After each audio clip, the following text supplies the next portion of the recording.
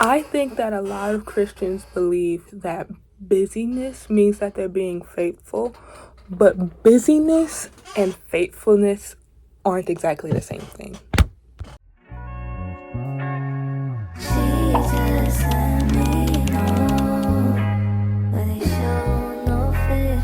Yeah, say you found it, but she's still gonna hold on. They say you found it, but she doesn't want.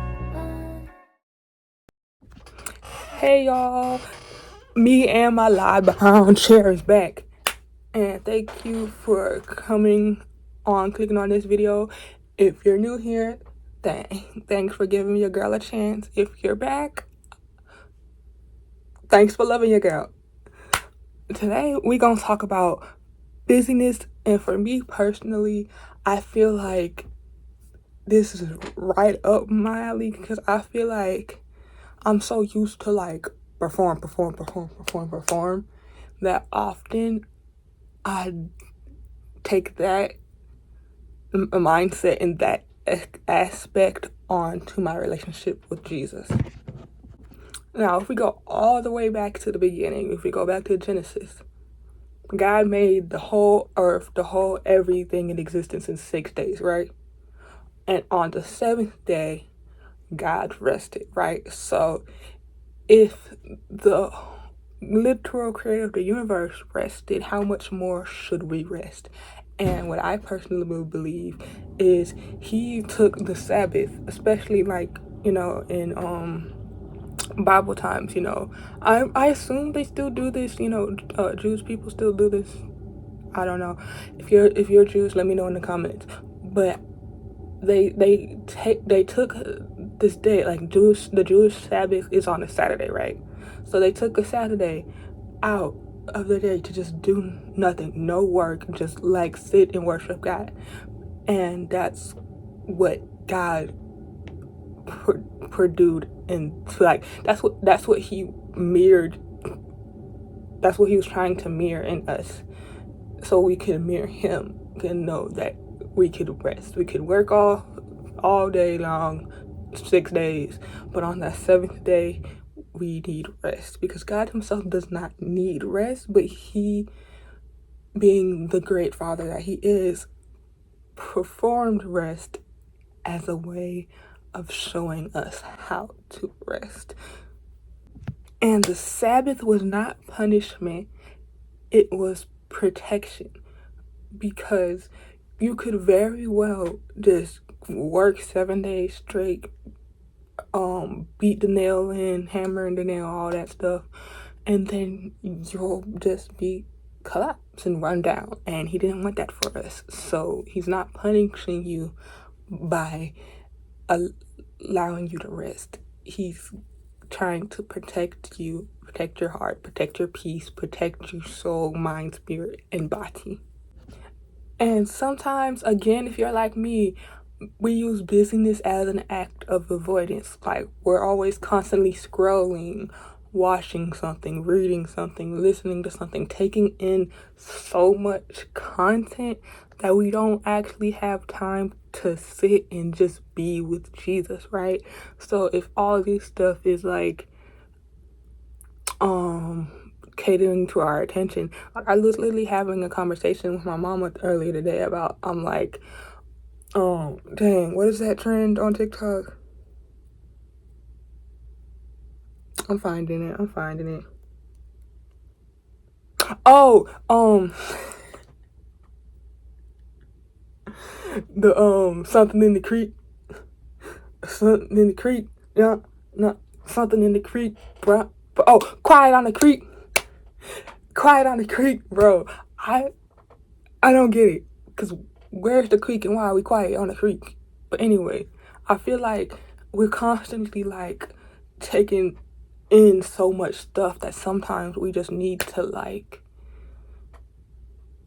spend time with the Father and like calm our mind off all this stuff that's constantly been drained in it all day and for all the weeks.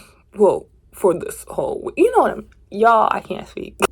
Rest is trust.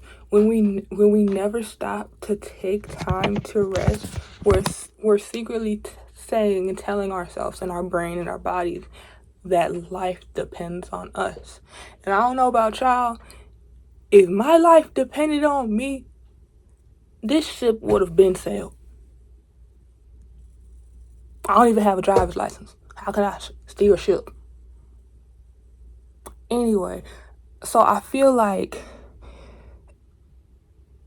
if we constantly try to micromanage everything, like, again, we're just gonna run ourselves into the ground. And God calls us for rest. What is rest? Rest says God is still God is still God while I stop. We don't have to micromanage everything, like I said. That's not our responsibility. God's gonna be God. We're gonna be us. And God does not stop being God when we take a break, when we take a rest. He does not need us constantly being our little worker bee selves to accomplish His will in our life, because ultimately His will prevail. Me personally, I've learned that when life gets loud, my soul tends to get quiet. And I've had to intentionally make out quiet time with God again. Because I feel like we could even get wrapped up into things that aren't necessarily bad. Like work for Jesus, like with even like this little, like this content stuff I'm doing. Like sometimes we can get so even wrapped up around the good things and like the things that we do for Jesus. But the things that we do for Jesus should never take off the focus of Jesus. And I feel like for me, that's been taking off a little bit of pressure from myself on personally, with like, I have like this, having this like rigid quiet time schedule. Because how you even schedule quiet time? But anyway, that's besides the point. I'm like, you don't have to wake up at 5 a.m. every day. You're not a machine. He did not make you to be a machine. He did not make you to be a machine. If you were meant to be a robot, you would have been a robot. But you're not. You're human. And that is beautiful. You're allowed to walk in ebbs and flows. You know, life is like this, not this. Life is not stagnant. So ideally, our walk with Jesus would not be stagnant. So both I and my chair say this to say that maybe what you need is not another productivity hack.